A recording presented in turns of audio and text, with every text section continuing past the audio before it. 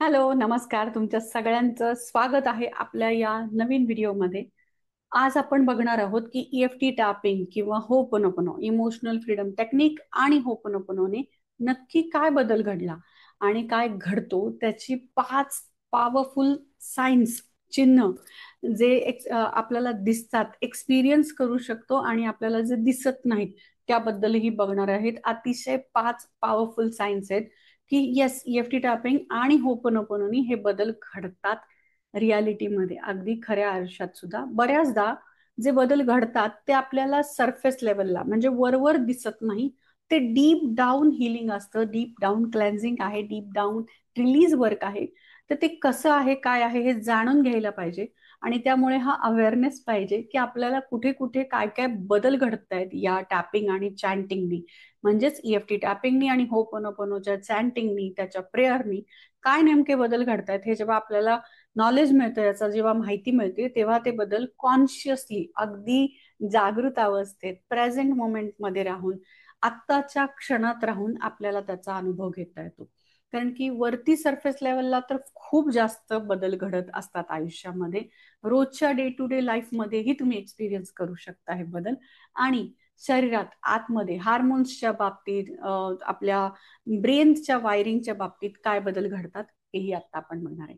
तर चला सुरू करूयात, कारण की बऱ्याच लोकांचा हा प्रश्न आहे की ह्याच्यातनं काय बदल घडतो. तर हे डीप डाऊन सायंटिफिक आणि एन्शंट हिलिंग या दोन्हीचा संगम आहे. त्यामुळे हे दोन्हीही हिलिंग्स म्हणजेच ईएफटी टॅपिंग आणि होपोनोपोनो तितकंच पॉवरफुल आहे. तर तुमच्या सगळ्यांचं आधी मी सगळ्यात आधी स्वागत करते. माझं नाव अमृता सुरदास, मी लाईफ बॅलन्सिंग कोच आहे, हीलर आहे. तुमचं या आपल्या नव्या कोऱ्या व्हिडिओमध्ये स्वागत आहे. चल तर सुरू करूया. फर्स्ट साईन, पहिलं साईन आहे ते म्हणजे इमोशनल स्टॅबिलिटी वाढते. येस, भावनिक स्थिरता ती वाढते.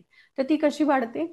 जसं की सारखा वरचे वर चिडचिड होणं, सारखाच राग येणं, अचानक मूड स्विंग होणं. बरं, हे फक्त स्त्रियांच्या बाबतीत होतं का? नाही, हे पुरुषांच्याही बाबतीत होतं. अगदी टीनेज मध्ये लहान असला तरी होतं.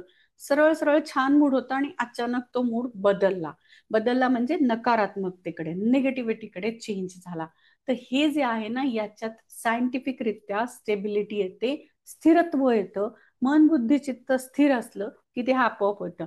आणि हे ईएफटी टॅपिंग आणि होपोनोपोनोनी सहज शक्य आहे. पूर्वी जिथे तुम्हाला सारखा सारखा राग येत असेल, सारखं सारखं चिडचिड होत असेल, तिथे तुम्हाला आता शांत बसावं असं वाटतंय, काहीच रिएक्शन द्यावीशी वाटत नाही. यापर्यंत हे चेंजेस अनुभवायला मिळतात, होतातही. त्याच बरोबरीनं इमोशनल स्टॅबिलिटीमध्ये होतं हे की आपल्या या टॅपिंगनी जे मेरिडियन पॉइंट्स रिलीज होतात, तर जे अॅमेग्डोला आहे, आपलं सेंटर ऑफ ब्रेन म्हणूया, आपल्या काय म्हणूया, सेंटर ऑफ फिअर आहे, जे आपलं अॅमेग्डोला आहे, ब्रेनचा जो मध्यभाग आहे म्हणूया, बुद्धीचा किंवा आपल्या मेंदूचा जो मध्यभाग आहे, जिथनं फिअर म्हणजे भीती तयार होण्याचं त्याचं नेचर आहे, जिथनं ते अॅमेग्डोलातनं येतं, उत्पन्न होतं.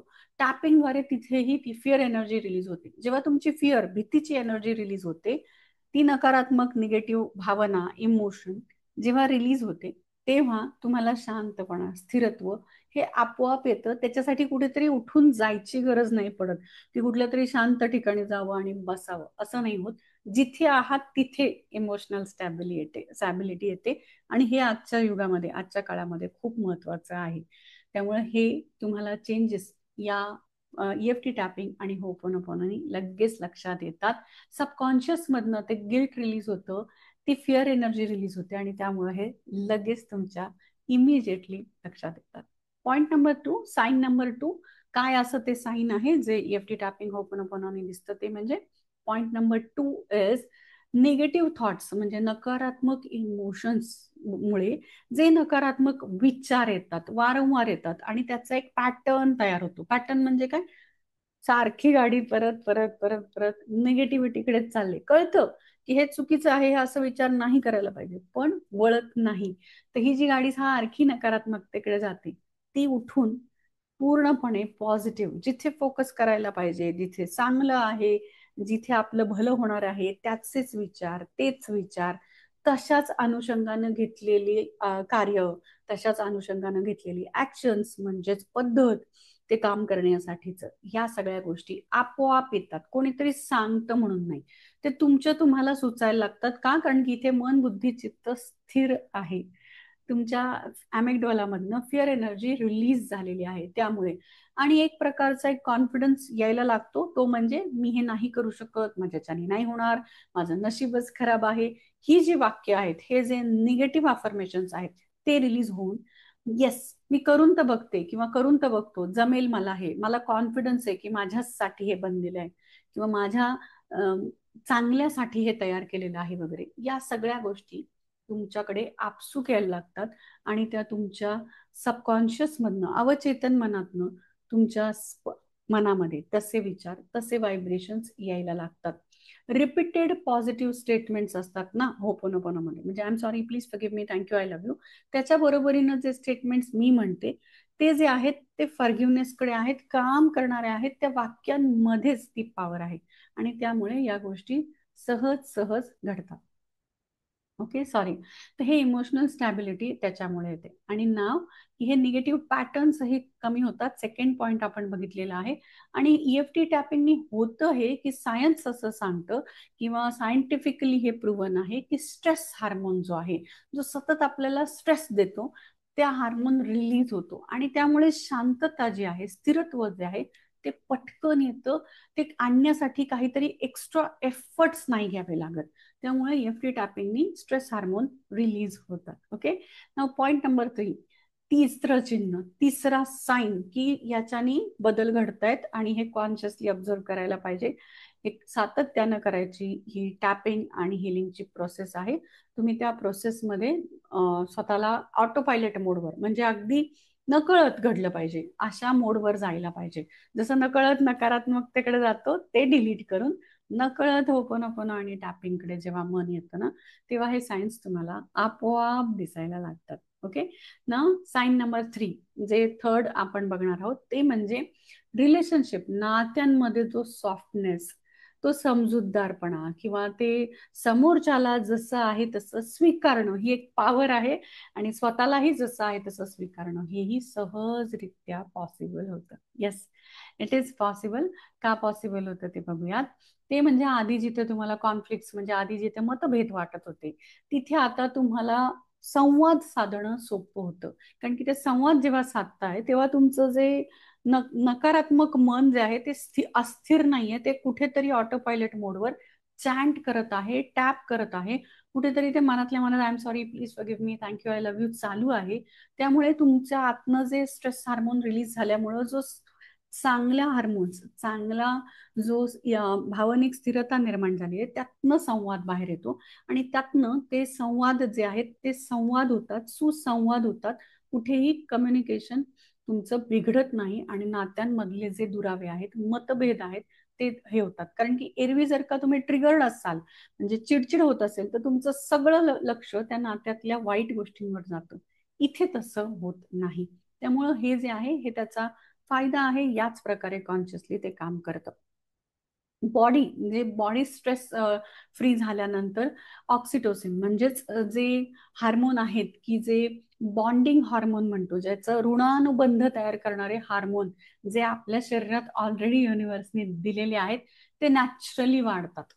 नॅचरली जेव्हा तुम्ही चॅन्ट करता, टॅप करता, तेव्हा ते शरीर स्थिर, स्ट्रेस फ्री झालं. आता स्ट्रेस हार्मोन रिलीज झाला की ते जे बॉन्डिंग हार्मोन आहेत, जे ऋणानुबंध चांगले करतात, ते हार्मोन नॅचरली वाढायला लागतात या चॅन्टिंग आणि टॅपिंगनं.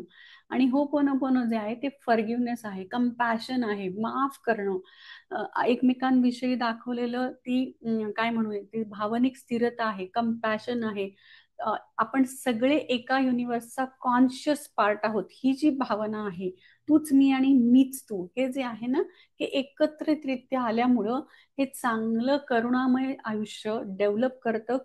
करुणामय ते कंपॅशन हे तुमच्या नात्यांमध्ये आपोआप डेव्हलप करतं. आणि हा एक होपोनोपोनोचा सगळ्यात मोठा फायदा आहे. हे तुम्ही कॉन्शियसली ऑब्झर्व करता, नातेसंबंध तुमचे या प्रकारे हील होतात आणि चांगले होतात. Okay, now fourth one is की अपॉर्च्युनिटीज, संधी अट्रॅक्ट व्हायला लागतात. अशा संधी ज्या तुमच्या अलाइनमेंट मध्ये आहेत, तुमच्या बरोबरीच्या आहेत, ना की अशा संधी की ज्या तुम्हाला भरकटवणार आहेत, त्या नाही, चांगल्या संधी. मग चांगल्या संधींमध्ये काय होतं, आपला जो ब्रेनचा रॅटिक्युलर ऍक्टिव्हेटिंग सिस्टीम आहे, ज्याला RAS असं म्हणतात माइंड प्रोग्रामिंग मध्ये, तर ते जे आहे ते वापरून आपलं ब्रेन जे फोकस करतं, तो फोकस आणि ही जी सिस्टीम आहे ही एका ठिकाणी स्थिर व्हायला मदत होते. तो फोकस डेव्हलप होतो आणि त्यामुळे चांगल्या संधी दिसायला लागतात, चांगले लोक अट्रॅक्ट होतात, जी हाय व्हायब्रेशन मध्ये जी ग्रोथच्या दिशेने काम करतात, आयुष्यात ज्यांना पुढे जायचं आहे अशा व्यक्तींमध्ये उठबस सुरू होते, अशी लोक तुमच्या आयुष्यात यायला लागतात, त्यांचे कॉन्टॅक्ट, त्यांच्याशी संपर्क वाढायला लागतो. त्याचबरोबरीनं तुम्हालाही आजूबाजूच्या ज्या संधी आहेत ज्या चांगल्या आहेत त्या दिसतात, त्याच्यावर तुम्हाला फोकस जातो, कारण की तुमचं रॅटिक्युलर ऍक्टिव्हिटी सिस्टीम ऍक्टिव्हेट होते, ती तिकडे फोकस करण्यासाठी चांगली एनर्जी तुमची रिलीज करायला मदत करते, चांगली एनर्जी तिथे चॅनल करायला, तिथे स्थिर करायला मदत करते. हिलिंग ना, फोकस जो आहे तो भरकटत नाही, म्हणजे आज इकडे उद्या तिकडे परवा चौथीकडे असं नाही होत. तो हिलिंगचा जो फोकस आहे ना, तो निगेटिव्ह नकारात्मकतेची पाठी कोरी झाली. आता तो फोकस तुमचा पॉझिटिव्हिटीकडे, जिथे तुमचं चांगलं आहे, जिथे सकारात्मक आहे, जिथे हाय एनर्जी आहे, तिथे चॅनल होतो आणि त्यामुळे तुम्ही त्या चांगल्या संधी नोटीस करू शकता, तुमच्या लक्षात येतात, तुम्हाला त्या कळतात. नाहीतर आधी तुमच्या आजूबाजूलाच असलेल्या गोष्टी तुम्हाला दिसतही नाही, कारण की सगळा फोकस, सगळी चिडचिड, सगळ्या गोष्टी ह्या नकारात्मकतेकडे आहेत, सगळ्या निगेटिव्हच गोष्टी दिसत आहेत. म्हणजे एखादा माणूस चांगलं जरी बोललं तरीही ते वाईट घेण्याकडे तो इतका फोकस चाललेला असतो भावनांचा. Agree? Type A in the chat box, मला चॅट बॉक्स मध्ये ए म्हणून सांगा.